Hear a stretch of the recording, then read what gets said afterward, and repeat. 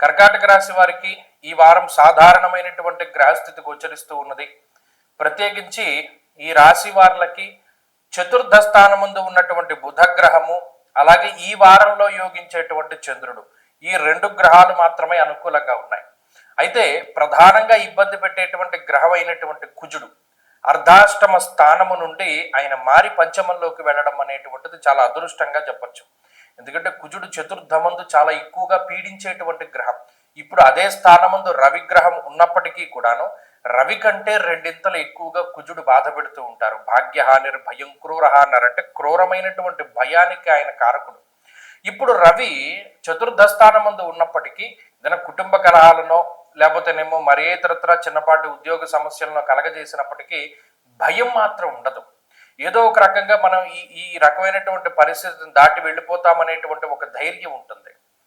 ఆ రకమైనటువంటి భయాన్ని పోగొట్టడానికి కూడా ఈ కుజుడు ఆ స్థానం నుండి వెళ్ళిపోవడం ఒక రకమైనటువంటి విషయం.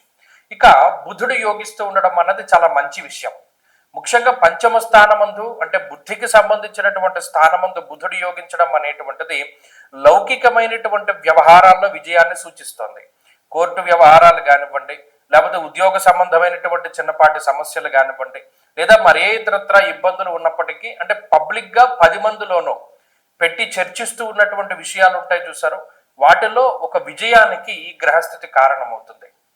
ఇక్కడ జన్మ రాశియందు గురు సంచారము, అష్టమమందు రాహువు సంచారము, నవమ స్థానమందు శనేశ్వరుని యొక్క స్థితి, 1కి 2 రూపాయల ఖర్చు ఎక్కువగానే ఉంటుంది.